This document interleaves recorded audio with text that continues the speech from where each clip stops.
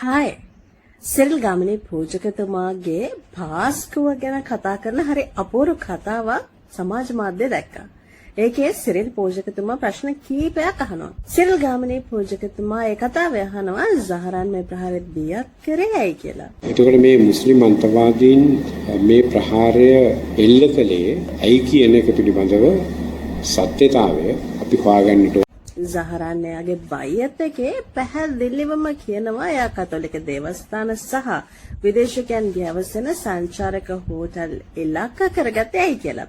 Cyril Gamini පූජකතුමනේ ඒ බයියත් එක අරගෙන බලන්න. ඉංග්‍රීසි දන්නව නම් FBI වාර්තාවත් අරගෙන බලන්න. ඒකේ තියෙනවා ඒ කතෝලික පල්ලි සහ කතෝලික සංචාරකයන් ගැවසෙන ටූරිස්ට් හොටල්ස් ඉලක්ක කරගත්තේ කියලා. මං දල වශයෙන් කියනවා ඇයි කියලා. ආසන්නතම හේතුව තමයි නවසීලන්තේ ක්‍රයිස්ට් චර්ච් වල මුස්ලිම් දේවස්ථානයකට කතෝලික අන්තවාදියෙක් විසින් එල්ල කරපු ම්ලේච්ඡ ප්‍රහාරය. ඒකෙදි මේ ගියේ මුස්ලිම් වරුන්ගේ ඵලය ගන්න තමයි මේ ප්‍රහාරය ප්ලෑන් කරන්න කියලා පැහැදිලිව මේක කියනවා. දෙවෙනි එක තමයි සිරිල් පූජකතුමා කියනවා දපුල ලිවෙර මේක පිටිපස්සේ මහා කුමන්ත්‍රකාරයෙක් ඉන්නවා කියලා කියපු කතාව ගැන. මේ ප්‍රහාරය ඔවුන්ට දියත් කරන්නට ඉඩකඩ සැලසපු එහෙම නැත්නම් පහසුකම් සලසා දුන්නු ඒක සැලසුම් කරන්න උදව් වුණ මේක දියත් කරන්නට උදව් වුණ කුමන්ත්‍රණයක් මේ පසුපස තියෙනවා කියන එක හිටපු නීතිපති දප්පුල ලිවෙර මහත්මයා ප්‍රසිද්ධියේ මාධ්‍ය සාකච්ඡාවකදී කිව්වා. දප්පුල කියනවා මේක පිටිපස්සේ මහා කුමන්ත්‍රණයක් තියෙනවා කියලා. දප්පුල ලිවෙර මේ ප්‍රකාශය කරාම ඔහුට ඇවිල්ලා කට උත්තරයක් දෙන්න කියලා කියද්දි දප්පුල ගන්නවා ඇන්ටිසිපේටරි බෙල් එකක්. ඒ කියන්නේ අත්අඩංගුවට ගැනීම වළක්වාලමින් වාරණ නියෝගයක්. ඒ නියෝගයේ පිටිපස්සේ හැංගුණ දප්පුල ලිවෙර මේ වෙනකම්ම එයා ඒ කියපු මහා කුමන්ත්‍රණකරුවා ගැන ප්‍රකාශයක් CID එකට දීලා නැහැ. ඒ නිසා දප්පුල කියන ඔය මහා කුමන්ත්‍රණකරුවා කවුද? ඒ කුමන්ත්‍රණය මොකක්ද කියලා මේ වෙනකම්ම එලි කරගන්න බැරි වෙලා තිනවා. අතරම මේක පිටිපස්සින් ඉන්න මහමොලකරුවා ගැන දන්නවනම් නීතිපති දෙපාර්තමේන්තුවේ හිටපු ඉහළ නිලධාරියෙක් විදිහට දප්පුල කරන්න ඕනේ ස්වේච්ඡාවෙන්ම CID එකට ඇවිල්ලා කට උත්තර දෙන එක නෙවෙයිද? මහා කුමන්ත්‍රණකරුවා අඳුරගෙන වින්දිතයන්ට සාධාරණ ඉෂ්ට කිරීමේ වගකීමේ කොටස්කාරයෙක් වෙන එක නෙවෙයිද? අනෙක් අතට මහා කුමන්ත්‍රණයක් තියෙනවා කියලා දැනගෙන ඒ කියන්නේ විමර්ශනාංශ වලට හෙළි නොකිරීම ක්‍රිමිනල් කොන්ස්පිරසි නොහොත් අපරාධයකට අනුබල වීමක් වෙන්නේ නැද්ද?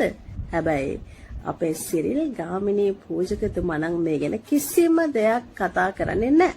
දැන් මේ ආණ්ඩුව ඇවිල්ලා මාස 6කටත් වඩා වැඩිනේ. සිරිල් ගාමිණී පූජකතුමා ආණ්ඩුවෙන් ඇහුවද ඇයි දප්පුල ලිවෙරගෙන් ප්‍රකාශයක් ගත්තේ නැත්තේ කියලා. එහෙනම් මේ ආණ්ඩුවේ ජනාධිපති පත් වෙච්ච ගමන්ම මුලින්ම කරන්න ඕනේ දප්පුල ලිවෙරව ගෙනල්ලා ප්‍රකාශයක් ගන්න. කවුද මේ එයා කියන මහා කුමන්ත්‍රණකරුවා? මොකද්ද මේ මහා කුමන්ත්‍රණය කියන එක ගැන? හැබැයි අද වෙනකන් එහෙම එකක් අරගෙන නැහැ. එහෙනම් සිරිල් ගාමිණී පූජකතුමා අන්තිමට කියන මේ ආණ්ඩුව අතින් විමර්ශන හොඳට කරනවා කියන එක ගැන අපිට තේරුම් ගන්න පුළුවන්. තුන්වෙනි ප්‍රශ්නේ තමයි දපුල ලිවෙරව කියන මහා කුමන්ත්‍රණයේ පිටිපස්සේ ඉන්න මහා මොලකරුවා කවුද කියන්නේ? එන්න පැහැදිලි කරන්න. දපුල ලිවෙර මහා මොලකරුවේ ගැන කියන්නේ නැහැ. ලිවෙර කියන්නේ මේ ප්‍රහාරය පිටිපස්සේ මහා කුමන්ත්‍රණයක් තියෙනවා කියලා. මහා මොලකරුවෙක් බිහි කරන්නේ කාදිනල්තුමා. ඒ නිසා මහා මොලකරු කවුද කියලා කාදිනල්තුමාගෙන් ගිහිල්ලා අහන්න. මොකද ජනාධිපති අනුර කුමාර ඊයේ පෙරේදා තිබු බදලු රැස්වීමේදී කිව්වනේ එක කෙනාගේ ඔළුවල ඉන්න මහා මොලකරුවන්ව ඉලක්ක කරගෙන කරුණු විමර්ශන කරන්න බෑ කියලා. ඒ නිසා කාදිනල්තුමාට කියන්න ලෙහන්න තියෙන මල්ල ඔබ ඉන්නේ නැතුව කවුද මහා මොලකරුවා කියලා CID එක ඉස්සරහට ගිහිල්ලා කියන්න කියලා. ළඟ තියෙන සාක්ෂි ඉදිරිපත් කරන්න කියලා. ඊළඟ කතන්දරේ තමයි නිශ්චිත තොරතුරු ලැබිලත් මේ ප්‍රහාරය වළක්වා ගත්තේ නැත්තේ කවුද සහ ඒ ඇයි කියන එක. ඔබතුමාලම මූලික අයිතිවාසිකම් පෙත්සමක් ගොනු කරලා හිටපු ජනාධිපති මෛත්‍රීපාල සිරිසේනට, හිටපු ආරක්ෂක ලේකම් හේමසිරි ප්‍රනාන්දුට, හිටපු බුද්ධි ප්‍රදානී ශිෂ්‍ර මෙන්ඩිස්ට, හිටපු පොලිස්පති පූජිත ජයසුන්දරට සහ නෙලන්ත ජයවර්ධනට නඩුවක් ගොනු කරලා වද්දි ගෙවන්න සැලසුවනේ. හැබැයි නම් දෙකක් ඔබතුමාලා මග ඇරියා. ඒ තමයි ඒ කාලේ CID එක සහ TID එක බාරව හිටපු ප්‍රධානීන්ගේ නම්. ඒ අයට තොරතුරු ලැබුණේ නැද්ද? ඒ අය දැනගෙන හිටියේ නැද්ද මේ ප්‍රහාරය එල්ල වෙනවා කියලා? සිරිල් ගාමිණී පූජකතුමනේ ප්‍රහාරය එල්ල වෙන දවසකට කලින් විතරක් නෙවෙයි ඊට කලිනුත් සිද්ධි 10ක් වාර්තා වුණා. ඒ සිද්ධි 10ම විමර්ශනය කරේ ඔන්න CID එකේ නිලධාරීන්. එතකොට එච්චර සිද්ධි 10ක් ලංකාවේ වෙලා තියෙද්දී අන්තිම මොහොතේ හිට හරිය අනිදාරි ප්‍රහාරයක් එල්ල වෙනවා කියලා තොරතුරු ලැබුණාම ඔය ඉන්න CID ලොක්කන්ගේ ඉහමොල රත් වෙලා මොකක් හරි එකක් කරන්න උත්සාහ කළ යුතු නැද්ද? එහෙම එකක් කරන්නේ නැත්නම් ඒගොල්ලන්ට ලාදුරද? ඒ තොරතුරු වලට ඒගොල්ලෝ සංවේදී නැද්ද? එහෙම පියවරක් නොගත්ත අයගේ නම් මග ඇරලා අනිත් අයට විතරක් නඩු දාන්න ඔබතුමන්ලාට ලාදුරුද කියලා අපි අහන්නේ නැහැ. ඔබ තමුන්නාන්සේලා පත් කරගත් ආණ්ඩුව ඇතුළේ ඉඳගෙන අද විමර්ශන කරන්නේ. එදා සිද්ධිය වෙනකොට ලැබිච්ච තොරතුරු මගහැරලා හිටපු අයම තමයි. එදා සිද්ධිය සිද්ධ වෙද්දී හිටියේ තෑලමයි. අද විමර්ශන කරන්නේ තෑලමයි. එතකොට ඔබතුමන්ලා මේ පේන අහන්නේ හොරාගේ අම්මගෙන් තමයි. ඒ නිසා ඔබතුමන්ලා ඔය කියන මහමල කරුවෙක් නම් මේක අපේට අත්තරන් කොට ගන්න වෙන්නේ නෑ. සාක්ෂියක් ගොතලා අත්තරන් කොට ගත්තොත් මිසක හැබැයි නඩුවක් නම් දිනන්න වෙන්නේ නෑ. මොකද හිතල වලට සාක්ෂි නෑනේ. ඊළඟට සිරිල් ගාමිණී පූජකතුමා කියනවා සහරාන්ලට සහයෝගය දක්වපු පිරිසක් ඉන්නවා කියලා අපි විශ්වාස කරනවා කියලා. මේ ප්‍රහාරය සිදු කරපු සහරාන් ඇතුළු පිරිසට සහයෝගය ලබා දුන්නු තව පිරිසක් ඒ පිටිපස ඉන්නවයි කියන එක තමයි මේ දක්වා අපි දකින්න තොරතුරු වල තියෙන්නේ. එතුමා විශ්වාස කරනවා. එතුමා විශ්වාස කරන එකයි මහ පොළවේ සත්‍යය දෙකක් නේ. ඔබතුමා විශ්වාස කරනවා නම් අන්න අහවලා තමයි මහමල කරු කියලා කවුරුණත් කමන්නේ. එයාගේ නම කියන්නේ කෙලිම. හැබැයි නඩු දාගන්නේ නැතුව. මොකද ඔබතුමාට විරුද්ධව අපහාස නඩුවකුත් තියෙනනේ අධිකරණය මේ වෙනකොට. ඒ නිසා නඩු දාගන්නේ නැතුව ඔබතුමාලා විශ්වාස කරන එක කියන්නේ. එතකොට ලේසි මේ ආණ්ඩුවර ප්‍රහාරය සිද්ධ වෙනකොට හිටපු අයටම අදාළ අයව චෝදිතය කරන්න හරි නොකරන්න හරි පියවරක් ගන්න. ඊළඟට සිරිල් ගාමිණී පූජකතුමා අහනවා ඒ ඉන්නවා කියලා අපි විශ්වාස කරන මහමොල කරුට ලැබුණ වාසිය මොකද්ද කියලා. ඒ අයට තිබිච්ච පරමාර්ථය මොකද්ද? ඒ අයට තිබිච්ච වාසිය මොකද්ද මේක? ඔන්නෝක තමයි ඔබතුමන්ලා හදන සමාජ මතය. මොකක් හරි මනක් කල්පිතයක් ඔබතුමන්ලා නිර්මාණය කරලා ඔබතුමන්ලා මහනවා ඒ කල්පිතයට ලැබුණ වාසිය මොකද්ද කියලා. තව දුරටත් ළමුන්නාන්සේලම කියනවා ඒක දේශපාලන වාසියක් කියලා. ඒ දේශපාලන වාසිය මොකද්ද හා සමාජය තුළ විස බීජයක් නිර්මාණය කරලා සමාජයෙන් නොමග යවලා සම්පූර්ණ විමර්ශනයම රිවර්ස් කරනවා. තමන්ගේ හිතේ ඉන්න මහමොල කාර්යයට සැබෑ ලෝකේ ඉන්න කෙනෙකුව ගලපන්න හදනවා. ඒක හරිද?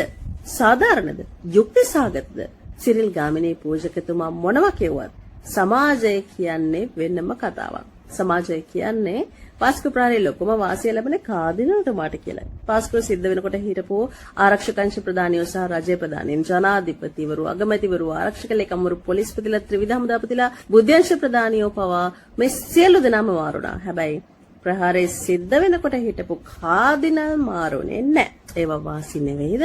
පරිවර්තකය ඔබතුමාම ඔබතුමාගේ Facebook එකේ දාලා තිබුණා පාස්කු ප්‍රහාරය කියන්නේ හිඟනගේ තුවාලේ වගේ එකක් කියලා. මේ කතාවේ තවත් දැනක එතුමා කියනවා මේ ප්‍රහාරය ගැන තොරතුරු ලැබිලත් වළක්වගත්තේ නැති අය ගැන විමර්ශනයක් කරන්න ඕනේ කියලා. ඔව්. අපේ සිරිල් පූජකතුමා 110ක් එකඟයි.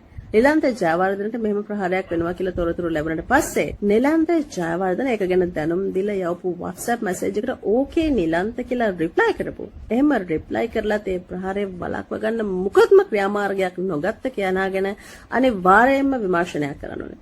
හැබැයි ඒ පුද්ගලයා අද වෙනකොට මාලිම වේදිකාව හරහා නැවතත් ආරක්ෂක අංශයේ ඉහළ තනතුරකට ගොඩ බැහැලා තියෙන හින්දා මාලිම ආණ්ඩුවක් යටතේ සිරිල් ගාමිණී පූජකතුමාගේ ඔය ඉල්ලීම ඉෂ්ට වේද කියලා සැකයක් අපිට එනවා.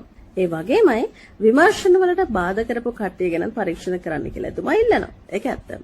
අපි ඒකට එකඟයි. විමර්ශන එක පෙළට යනකොට හිතන වෙලාවට හිතන එකට ඇඟිල්ල දික් කරලා මෙන්න මූ තමයි මහමොල කරුවා කියලා පාර්ලිමේන්තුවේදී දේවස්ථානවලදී චන්ද්‍රස්ත්‍රීම් වලදී කැමරාවට මුණ දාගෙන කියපො. එහෙම කියලා විමර්ශන නොමග යවන උත්සාහ කරපො. විමර්ශන වලට බාධා කරපො හැම කෙනාම අත්අඩංගුවට ගන්න ඕනේ. පොලිස් ඇඳුමෙන් හිටියත්, පාදිලි ඇඳුමෙන් හිටියත්, නීතිපති දෙපාර්තමේන්තුවේ ඉහළම තනතුරක් දරුවත්, ආණ්ඩුවේ කැබිනට් ඇමති කෙනෙක් වුණත් අදාළ අයව අත්අඩංගුවට ගන්න ඕනේ. සිරිල් ගාමිණී පූජකතුමා තවත් කතාවක් කියනවා හිටපු ජනාධිපති ගෝඨාභය රාජපක්ෂ විසින් විමර්ශකයෝ මාරු කරලා මේ විමර්ශනය කඩාකප්පල් කරා කියලා. ආරක්ෂක කටයුතු ගැන සර්ටිෆිකේට් කෝස් එකක්වත් කරලා නැතුව විමර්ශන වලට උපදෙස් දෙන්න ආවට මොකද සිරිල් ගාමිණී පූජකතුමා දන්නේ නැහැ යම්කිසි සිද්ධියක් වුණාම ඒ සිද්ධිය වෙනකොට හිටපු නිලධාරීන්ව මාරු කරලා හෝ සස්පෙන්ඩ් කරලා තමයි වැඩිදුර විමර්ශන කරන්න කියලා. ඒක තමයි ලෝකේ ඕනම තැනක ස්ටෑන්ඩඩ් ප්‍රොසීජර් එක. උදාහරණයක් විදිහට පොලිසිය වේවා, පුද්ගලික කන්තෝරුවක වේවා, මොකක් හරි සිදුවීමක් ගැන චෝදනාවක් ආවහම අදාළ ඩිපාර්ට්මන්ට් එකේ හෝ බ්‍රාන්ච් එකේ වගකීම් යුතු ඉහළ නිලධාරියව එතන තියාගෙන ඉන්වෙස්ටිගේෂන් එක කරන සිරිතක් නැහැ. එහෙම ලෝකේ කොහෙවත් කරන්නේ නැහැ. එතකොට මේ සිද්ධිය වෙනකොට හිටපු නිලධාරීන්ව එතන තියාගෙන විමර්ශනය කරන එක කොයිතරම් යුක්තිසහගතද? එකෙන් යුක්තිය ඉෂ්ට වෙනවද? පොඩ්ඩක් කල්පනා කරලා බලන්න. අනික තමයි සිරිල් ගාමිණී පූජකතුමා දැන් ගොඩක් වයෝ වෘද්ධ නිසා අමතක වෙලත් ඇති. ගෝඨාභය රාජපක්ෂ මුලින් අහනවා කාදිනල්තුමාගේ මේ ජනාධිපති කොමිසමේ අය තියන්නද මාරු කරන්නද කියලා. ඒ මහන්න අවශ්‍ය නැහැ. නමුත් ගෝඨාභයගේ හිත හොඳ කම්මටද ආගමික භක්තියද මොකටද මන්ද ඒක අහනවා. කාදිනතුමා කියනවා කමක් නැහැ මේ යන විදිය හොඳයි. එයාලව එහෙමම තියන්න කියලා. ඊට පස්සේ කොමිසම හරියන්නේ නැහැ කියලා ආයෙ මේක පටලවන්නෙත් කාදිනල්. අනේ කාරණාව තමයි ගෝඨාභය රාජපක්ෂ ගියාට පස්සේ කිසිම විමර්ශනයක් සිදු වුණේ නැහැ කියලා සිරිල් ගාමිණී පූජකතුමා චෝදනා කරනවා. ජනාධිපති රනිල් වික්‍රමසිංහ විසින් ජනාධිපති විමර්ශන කමිටු දෙකක් දැම්මේ එතකොට අනුර කුමාර ජනාධිපති වුණාට පස්සේද? ලංකා දේශපාලන ඉතිහාසයේ දීර්ඝතම පාර්ලිමේන්තු විවාදයේ වෙච්ච පාස්කෝ විවාදයේ පැවැත්ුනේ ජවිපේ ආණ්ඩුව පත් වුණාට පස්සේද? සිරිල් ගාමිණී පූජකතුමා විඳිතයන්ට සාධාරණ ඉෂ්ටුනේ නැහැ කියලා කියනවා. මොරදිදි යුක්තිය සාධාරණ ඉල්ලනවා. හැබැයි කරපුවා කිසි දෙයක් කියන්නේ නැහැ. සිරිසේනගේ ආණ්ඩුවවත්, ගෝඨාභයගේ ආණ්ඩුවවත්, රනිල්ගේ ආණ්ඩුවවත් නොකරපු එක මොරල් ඩියුටියක් ඉතුරු වෙලා තියෙනවා. ඒ තමයි කාගේ අතින් මේ ප්‍රහාරය සිද්ධ වුණත් ඒ ගැන කනගාටුව ප්‍රකාශ කරලා මේකේ විඳිතයන්ට සහ ඔවුන්ගේ පවුල් වලට රාජයෙන් ලිපියක් නොයවපු එක. මං හිතන්නේ ප්‍රහාරයට දරුවෝ දන් දීපු ඊබ්‍රහීම් නානව ජාතික ලැයිස්තුවේ තියාගෙන හිටපු වර්තමාන ආණ්ඩුවෙන් එහෙම කනගාටුව සහ සමාව ඉල්ලලා ලියුමක් යවන එක තමයි කලින් ආණ්ඩු තුනෙන්ම යවනටත් වැඩියෙන් ගැළපෙන්නේ හැබැයි. අනේ කාරණාව තමයි මේ අවුරුදු 6ටම මම හොඳින් බලපු දෙයක් තමයි ප්‍රහාරය කරපු සහරාන් ගැනවත්. සහරාන්ට අත්උදව් දීලා සහරාන්ගේ දෙවෙනි එමීර්වරයා විදිහට පුහුණු කිරීම බඳවා ගැනීම මාකටිං වගේ සියලුම දේවල් වලට ඉදිරියෙන්ම ඉඳලා වැඩ කරපු අදටත් අත්අඩංගු වෙන්න. ඇමරිකාවෙන් නඩොත් දාලා තියෙන නවුෆර් මෞලවි ගැනවත් සිරිල් ගාමිණී පූජකතුමා වචනයක් කතා කරලා නැහැ. ඊබ්‍රහීම් නානාගේ නම් නමවත් මේ අවුරුදු 6ට කියලා නැහැ. කොටින්ම ජීවිතුන් අතර ඉන්න මහමුලකරුවා නවුෆර් මෞලවි කියලා FBI එකෙන් සනාථ කරලා තියෙද්දි අනෙක් පාස්කු මුදලාලිලා එකම සිරිල් ගාමිණී පූජකතුමායි කාදිනල්තුමායි දෙන්නම කරන්නේ තමන්ගේ හිතේ ඉන්න මහමුලකරුවෙක් ගැන කියවන එක. ඔය දෙන්නම මේක කරන්නේ ඇත්තටම කවුරු කියපු දෙයක් අහලා නොමග ගිහින්ද? එහෙම නැත්නම් ජනාධිපතිවරු 3 දෙනෙක්ව ගෙදර යවලා ආණ්ඩු 3ක් පෙරලලා කාදිනල්තුමාට අනුව නම් ඒගොල්ලෝ ගෙනාපු මේ ආණ්ඩුව විසින් ප්‍රහාරකයන් 3 දෙනෙක්ගේ තාත්තව ජාතික ලැයිස්තුවේ තියාගෙන හිටපු එකයි ප්‍රහාරය ගැන දැනදැනත් ප්‍රහාරය වළක්වා නොගත්තු අයට නැවතත් ආරක්ෂක අංශ බාර දීමයි වහන්න ගහන ගේම් එකක්ද කියලා සමාජය විසින් ප්‍රශ්න කරනවා.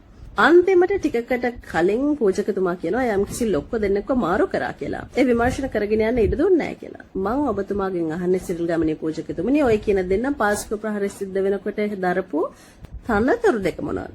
වෙන මොකද අහන්නේ මම එච්චරමයි ඔබතුමාගෙන් අහන්නේ. අවසානයේ ඔබතුමා ඊටම සතුටින් කියනවා මේ ආණ්ඩුවේ විමර්ශන කිරීමේ පිළිවෙල සහ නිවැරදි විදිය කියන්නේ මේ ආණ්ඩුව නිවැරදිව සහ පිළිවෙලකට විමර්ශන සිදු කරගෙන යනවා කියලා. හැබැයි ඔබතුමාගේම නායකයා කෙනෙක් කාදිනල්තුමා තමයි මීට මාසෙකට විතර කලින් කිව්වේ මේ 21 වෙනිදාට කලින් කිව්වේ නැත්නම් අපි පාරට බහිනවා කියලා. ඒ වගේම කාදිනල්තුමාගේ කතාව අහලා බය වෙලා ජනාධිපති අනුර කුමාර එන මැතිවරණයේ පළවෙනි රැස්වීමේදී කියනවා අපි 21 වෙනිදාට කලින් මහමුලකරුවන් ගැන අනාවරණය කරනවා කියලා.